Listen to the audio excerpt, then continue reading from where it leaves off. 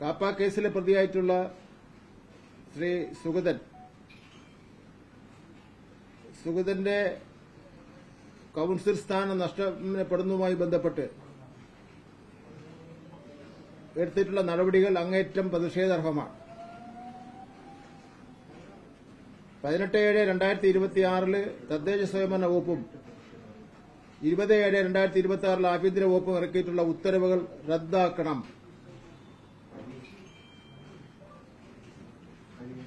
ഏതെങ്കിലും ഉദ്യോഗസ്ഥന്മാരുടെ പേരിൽ നടപടിയെടുത്തുകൊണ്ട് ഈ പ്രശ്നം അവസാനിപ്പിക്കാൻ കഴിയുന്നതല്ല.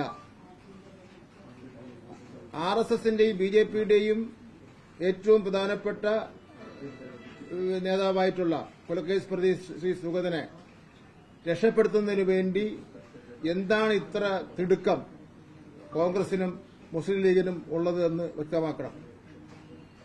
തിരുവനന്തപുരം നഗരസഭയുടെ ബിജെപിയുടെ ഭരണം നഷ്ടപ്പെടുന്നതിൽ ബിജെപിയേക്കാൾ ഏറ്റവും വലിയ വിഷമം മുസ്ലിം ലീഗിനും കോൺഗ്രസിനുമാണ് എന്ന് ഞാൻ ചൂണ്ടിക്കാണിക്കുവാൻ ആഗ്രഹിക്കുകയാണ്.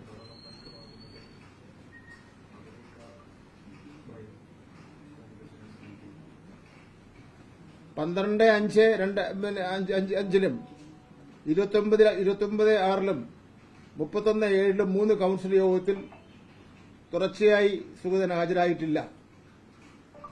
എത്രയും പെട്ടെന്ന് കോർപ്പറേഷൻ സെക്രട്ടറി ഗവൺമെന്റ് പ്രതിനിധിയാണ് നോട്ടീസ് കൊടുത്തിട്ട് സുഗതനെ അയോഗ്യത കൽപ്പിച്ച ശേഷം ഇലക്ഷൻ കമ്മീഷന്റെ അംഗീകാരവും കൂടി വാങ്ങേണ്ടതാണ്. ഇത് ഗവൺമെന്റിന്റെ തടസ്സം കാരണവും ഗവൺമെന്റിന്റെ മെല്ലപ്പോക്ക് നയം കാരണവും ഈ ബിജെപി ആർഎസ്എസുകാരനെ ഏത് വിധേനയും സഹായിച്ച് തിരുവനന്തപുരം കോർപ്പറേഷനിലെ ബിജെപി ഭരണത്തെ നിലനിർത്തണമെന്ന ആഗ്രഹമുള്ള യുഡിഎഫും ബിജെപിയും കൂടെ ചേർന്നുകൊണ്ടുള്ള കളിയാണ് ഇന്നിവിടെ നടന്നുകൊണ്ടിരിക്കുന്നത്.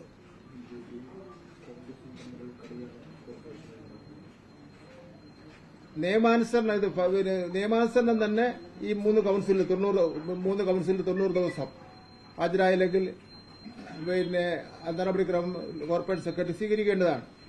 അത് കോർപ്പറേറ്റ് സെക്രട്ടറി സ്വീകരിക്കുന്നില്ല എന്ന് മാത്രമല്ല അതിന് രേഖകൾ തിരുത്തിന് വേണ്ടിയുള്ള അവസരം കൊടുക്കുകയാണ്.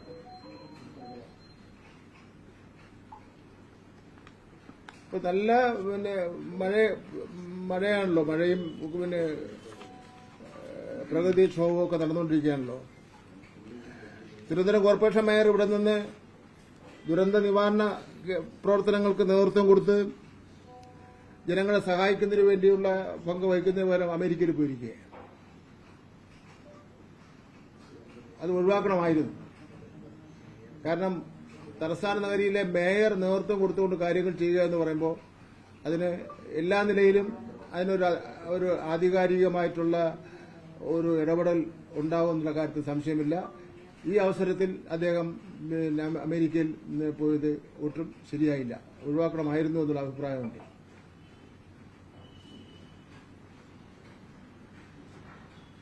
നമ്മുടെ സംസ്ഥാനത്തെ ബഹുമാനപ്പെട്ട മുഖ്യമന്ത്രി എന്ത് പറഞ്ഞാലും ആരും വിശ്വസിക്കാത്ത സ്ഥിതിവിശേഷം ഉണ്ടായിരിക്കുകയാണ്. അങ്ങനെ ഒരു മുഖ്യമന്ത്രിക്ക് ഒരു അവസ്ഥ വരിക എന്ന് പറഞ്ഞാൽ പരമ ദയനീയമാണ്. ഈ സംസ്ഥാനത്തെ എല്ലാ കാര്യങ്ങൾക്കും ലാസ്റ്റ് വാക്ക് പറയേണ്ടത് ബഹുമാനപ്പെട്ട മുഖ്യമന്ത്രിയാണ്. ആ മുഖ്യമന്ത്രിയുടെ വാക്ക് ഒരിക്കലും വിശ്വസിക്കാനും കഴിയാത്ത നിലയിൽ കാര്യങ്ങൾ വന്നെത്തിയിരിക്കുകയാണ്. മുഖ്യമന്ത്രിയായി ചുമതല ഏറ്റെടുത്തതിനു ശേഷവും മുഖ്യമന്ത്രി ആകുന്നതിന് മുമ്പ് പ്രതിപക്ഷ നേതാവായിരുന്ന അവസരത്തിലും നടത്തിയിട്ടുള്ള പ്രസ്താവനകളും പ്രഖ്യാപനങ്ങളും അത് തമ്മിൽ നോക്കിയാൽ സത്യവുമായി യാതൊരു ബന്ധവുമില്ലാത്ത പ്രസ്താവനകളാണ് അദ്ദേഹം നടത്തിക്കൊണ്ടിരിക്കുന്നത് എന്നുള്ള കാര്യം മനസ്സിലാവും. ഇവിടെ മുഖ്യമന്ത്രി ആവുന്നതിന് മുമ്പ് ബാംഗ്ലൂരിൽ ഹെലികോപ്റ്റർ യാത്ര നടത്തി. അവിടെ ചെന്ന് ചില ചർച്ചകൾ നടത്തി, ചില മുതലാളിമാരുമായിട്ട് കൂടിക്കാഴ്ച നടത്തി, ചില പാർട്ടി നേതാക്കന്മാരുമായിട്ട് ചർച്ച നടത്തി. കർണാടകത്തിലെ കോൺഗ്രസ് നേതൃത്വം അറിഞ്ഞിട്ടില്ല എന്നാണ് പറയുന്നത്. കോൺഗ്രസിന്റെ ദേശീയ നേതൃത്വം അറിഞ്ഞിട്ടില്ല എന്ന് പറയുകയാണ്. അത് തേച്ചുമാറ്റി കളയുന്നതിന് വേണ്ടിയുള്ള ശ്രമമാണ് നടത്തുന്നത്. യഥാർത്ഥത്തിൽ ഇത് വളരെ ഗൌരവമുള്ള ഒരു വിഷയമല്ലേ? ഒന്നുമില്ലെങ്കിൽ ബഹുമാനപ്പെട്ട ഇപ്പൊ മുഖ്യമന്ത്രിയായ അദ്ദേഹം പറയണ്ടേ, ഞാൻ ഇന്ന കാര്യത്തിനാണ് ഇവിടെയാണ് പോയത്, ഹെലികോപ്റ്ററിന്റെ കാശ് ഇന്ന ആള് കൊടുത്തു, അല്ലെങ്കിൽ ഞാൻ എന്റെ കയ്യിൽ നിന്ന് കൊടുത്തു. ഈ കാര്യം വ്യക്തമാക്കുന്നതിന് വേണ്ടി തയ്യാറാവണ്ടേ? ജനങ്ങളുടെ ഇടയിൽ അത് വലിയ സംശയത്തിന് ഇട നൽകിയിട്ടുണ്ട്. അതുപോലെ തന്നെ അദ്ദേഹത്തിനെ ടി വിയിൽ കൂടെ ചോദിക്കില്ല എനിക്ക് ഭക്ഷണം കഴിച്ചുകൂടെ എന്ന്. ഇഷ്ടംപോലെ കഴിക്കാം, ഒരു പ്രശ്നവുമില്ല. പക്ഷെ നമ്മുടെ ഒരു നാടാകെ മരണവും ദുരന്തവുമായിട്ട് ഇങ്ങനെ വിറങ്ങലിച്ച് നിൽക്കുന്ന അവസരത്തിൽ ഒരു വലിയ സദ്യയുടെ നടുക്കിൽ ഇരുന്ന ചിത്രം ജനങ്ങളെ വെല്ലുവിളിച്ചുകൊണ്ടല്ലേ പുറത്ത് വിട്ടിരിക്കുന്നത്. യഥാർത്ഥത്തിൽ അദ്ദേഹം ആഹാരം കഴിക്കേണ്ട എവിടെ നിന്നാ? ആഹാരം കഴിക്കേണ്ടിയിരുന്നത് ഏതെങ്കിലും ഒരു ദുരിതാശ്വാസ ക്യാമ്പിൽ ചെന്ന് ആ പാവപ്പെട്ടവരോട് ഇരുന്ന് അവിടുത്തെ പാവങ്ങൾക്ക് കൊടുത്തിട്ടുള്ള ആഹാരം കഴിച്ചെങ്കിൽ നമുക്ക് തീർച്ചയായിട്ടും അദ്ദേഹത്തെ അഭിനന്ദിക്കുന്നതിന് വേണ്ടി കഴിയുമായിരുന്നു. ഇപ്പൊ അദ്ദേഹം ചോദിക്കുന്നത് തിരിച്ചിങ്ങോട്ട് ചോദിക്കട്ടെ, എനിക്ക് ആഹാരം കഴിക്കാൻ പാടില്ല എന്ന്. ആഹാരം കഴിക്കാനൊക്കെ പാടുണ്ട്, പക്ഷേ ഈ നിലയിലുള്ള ആഹാരം കഴിക്കാൻ പാടില്ല എന്നുള്ള കാര്യത്തിൽ യാതൊരു സംശയമില്ല. ഈ ദുരന്തഭൂമിയിൽ ജനങ്ങൾ കഷ്ടപ്പെടുന്ന അവസരത്തിലാണോ സ്വർണ്ണക്കട ഉദ്ഘാടനം ചെയ്യാൻ വേണ്ടി പോകേണ്ടത്? ഇതൊക്കെ ഒരു ഔചിത്യത്തിന്റെ പ്രശ്നമാണ്. അത് ഈ പ്രവർത്തന പരിചയത്തിലൂടെയും അനുഭവത്തിലൂടെ മാത്രം കിട്ടുന്ന കാര്യമാണ്. ഒരു പ്രശ്നമുണ്ടായാൽ അത് എങ്ങനെ കൈകാര്യം ചെയ്യണമെന്നും എങ്ങനെ സമീപിക്കണമെന്നുള്ള ഒരു ഔചിത്യം മനുഷ്യനുണ്ടാവുന്നത്. അദ്ദേഹത്തിന് അങ്ങനെ ഒരു പ്രവർത്തന പാരമ്പര്യം ഇല്ല എന്നുള്ള കാര്യം ഈ കഴിഞ്ഞ 2 മാസക്കാലം കൊണ്ട് തന്നെ തെളിയിച്ചിരിക്കുകയാണ്.